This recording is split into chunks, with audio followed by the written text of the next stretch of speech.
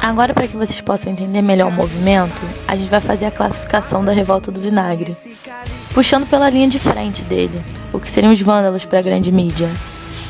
Nós podemos dizer que foi a maior revolta popular do país, abrangendo todas as capitais. No Rio de Janeiro, nós vemos os municípios e até bairros fazendo suas próprias manifestações. E o porquê que seria importante a gente fazer essa teorização? Porque a grande mídia já está fazendo a classificação da Revolta do Vinagre, dizendo o que é certo e o que é errado. O certo é se manifestar carregando a bandeira do Brasil, cantando o hino nacional, dizer que é brasileiro com muito orgulho e com muito amor, e depois sofrer com gás lacrimogêneo, abaixar a cabeça e ir para casa assistir na Rede Globo o resultado da manifestação. Esse é o certo para as grandes elites políticas e econômicas do nosso país. E o errado? O errado é que parte dos manifestantes tem demonstrado ao receber o gás lacrimogêneo, ao receber tiros de borracha, ao receber todas as formas de ataque. Errado é reagir. Reagir ao Estado, à polícia, porque isso não pode ser feito. Logo são denominados vândalos. Mas o engraçado é que essa denominação só é dada somente no Brasil.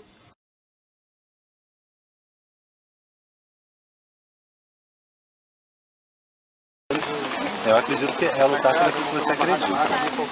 Eu parei de participar a partir do momento que eu acho que perdeu-se o foco e o objetivo principal. Porque a partir do momento que você começa a utilizar-se de violência para conseguir aquilo que você pensa ser certo, você acredita ser correto, então você perde todo o fundamento, e a ideologia vai pro ralo. A ideologia principal do movimento, para mim, foi perdida. Acredito sim que houve um abuso da polícia nos momentos de agressão contra aqueles manifestantes, inclusive contra mim, quando eu vejo experimento no rosto, na Central do Brasil. Mas eu acredito também que a partir do momento que você começa a desrespeitar o espaço do outro, a depredar o patrimônio do outro, isso é crime, você precisa ser punido por isso. Eu acredito que o foco principal é acabar com a corrupção, em todos os níveis.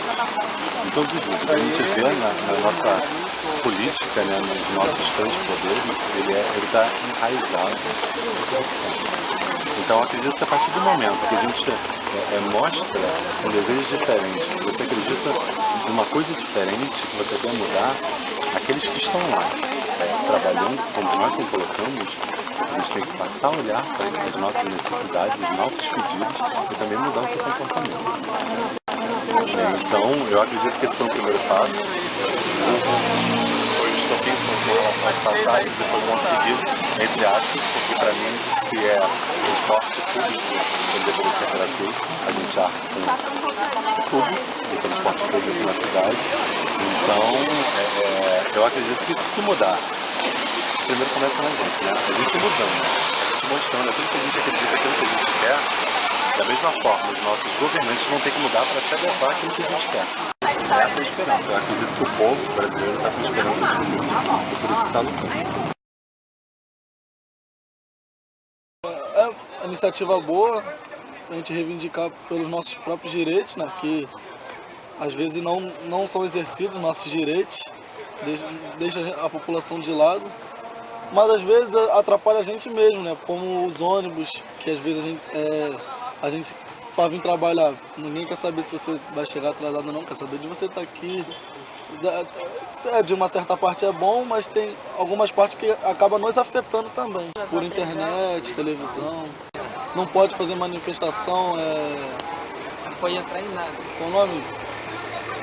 Greve, nada disso. A gente trabalha defendendo a pátria, Então, de uma certa forma, é o patriotismo, que a gente é o que a gente aprende muito, então a gente acaba visando muito, isso. A gente começa a ver aí o pessoal defendendo a pátria, aí, às vezes não, às vezes o pessoal não tá nem aí pra pátria. No caso, ninguém pode falar mal do país. Aqui não, aqui o próprio povo daqui fala mal. De certa forma, sim e não, por quê? Porque chama a atenção do povo, porque como essa tá tendo essa jornada mundial da juventude. Tendo manifestação, vai repercutir no mundo inteiro, mas acaba caindo, a mídia acaba caindo em cima daqui. Você pode ver que o pessoal já estava falando da Copa do Mundo, como é que ia ser com essas manifestações, querendo até continuar a Copa, querer trocar, de país sede. tantos hospitais precisando aí de atendimento, escola, tudo, infraestrutura, tá faltando aí ônibus.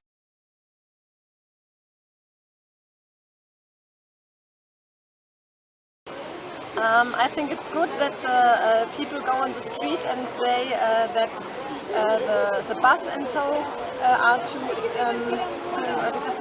expensive, I think. And yeah, but I think at the moment it's smaller, the protest, I think. No, yesterday we were on the station Carioca, the metro, and the metro was standing, and the people was very, wie sagt man denn? Yeah, they were shout and so. Then I think, oh, okay, we go. But normally I'm happy here. Really, only a little bit, maybe from Gewerkschaften. From the workers a little bit for the payment, but still no more. She said that they are very fast. It's not so easy because there are no plans on the stations, which bus here comes and so. Yesterday in the evening in Copacabana was very much people, but too wenig. No more bus.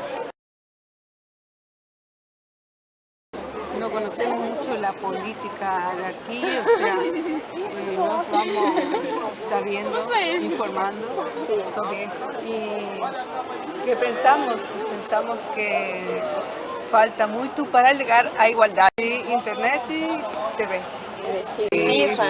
Sí. Participamos de alguna manera, sí. Aquí al Pau de Azúcar, sí. Ónibus. ¿Qué piensan? ¿Está bueno? Está bueno, muy bueno el transporte. El servicio es bueno, es fluido. Hace 20 años mais, y también era perigoso ya. A certa hora, ¿no? De día no, está todo bien.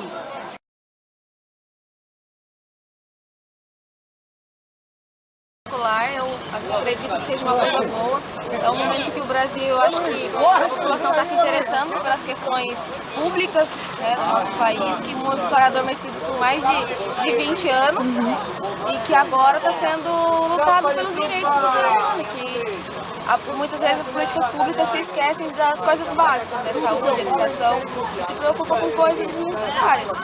Para a maioria, eu acho. A real intenção, assim, das manifestações, o que tem por trás, se é tudo verdade, mas se for uma coisa, uma luta por aquilo mesmo, pela saúde pública, enfim, por tudo que está aparecendo, é importante, porque pelo menos mostra que as pessoas estão pensando, né, ou pelo menos começando a pensar. Mas não dá para saber muito da intenção. E mostra, na verdade, também que todo o país está descontente, né? A união agora de todo mundo mas das manifestações. Mas o problema é que daí alguns aproveitam e levam pelo outro lado, né? Sim, tem sempre os casos, As pacíficas, e aí vira uma baderna. As pacíficas a gente concorda. Eu acredito que, através dessa manifestação, já foi uma grande conquista, né?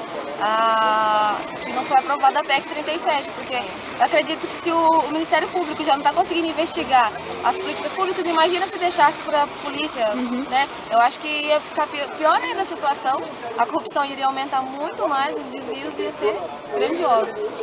Mas por fim, temos que analisar as características marcantes do movimento.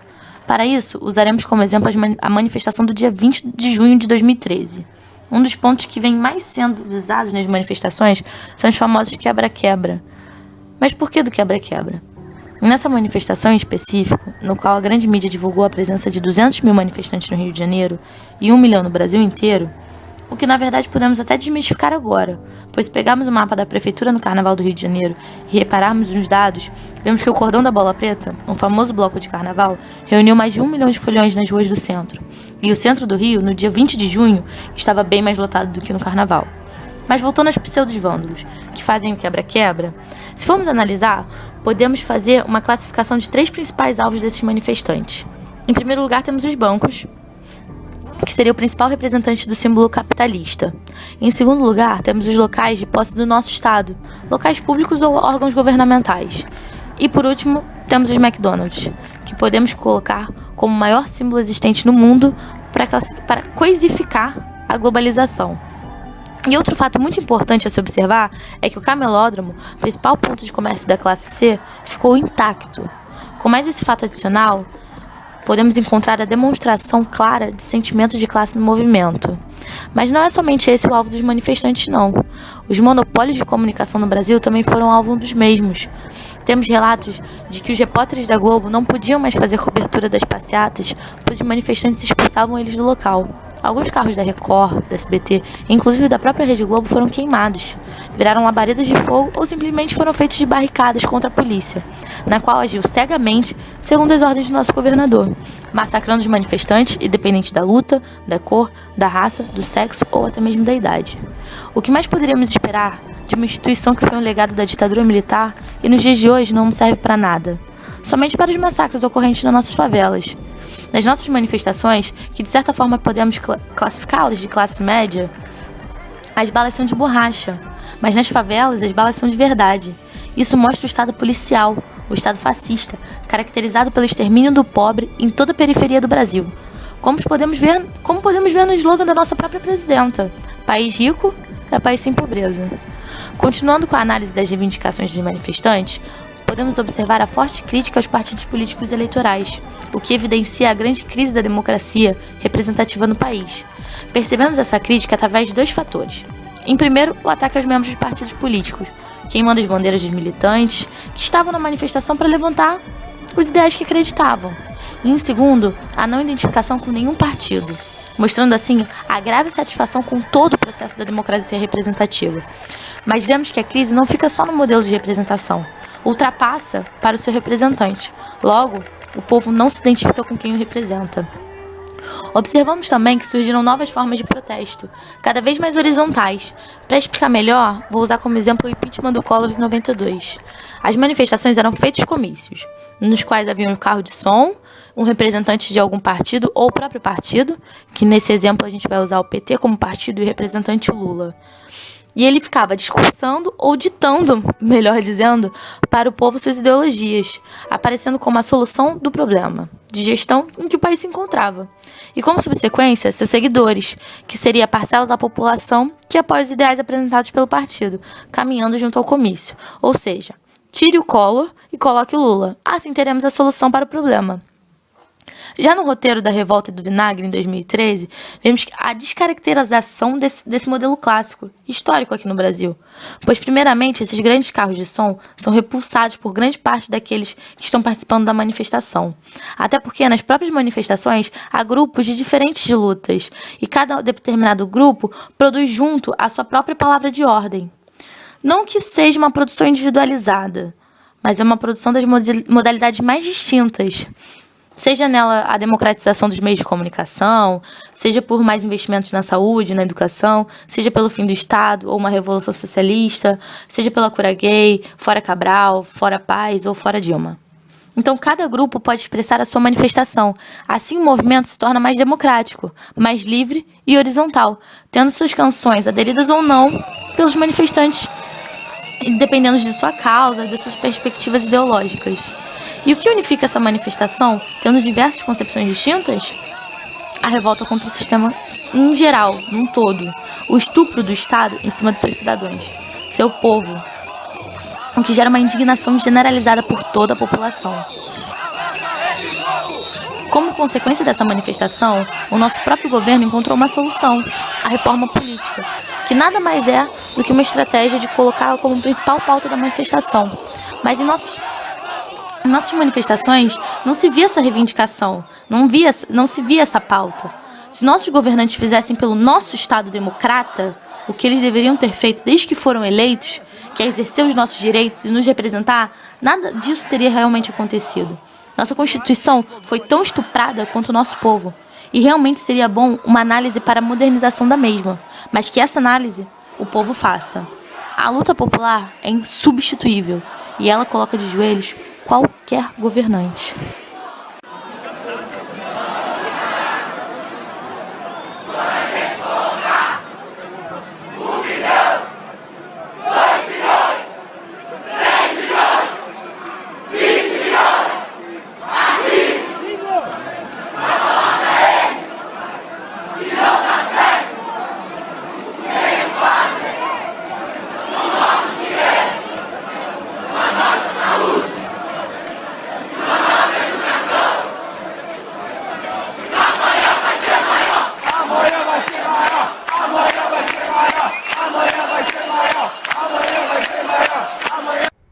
Evidenciando esses movimentos, podemos concluir que o turismo é afetado pelo fato de ambos atingirem o Estado, e o Estado ser o principal responsável pela infraestrutura nos grandes eventos e no turismo.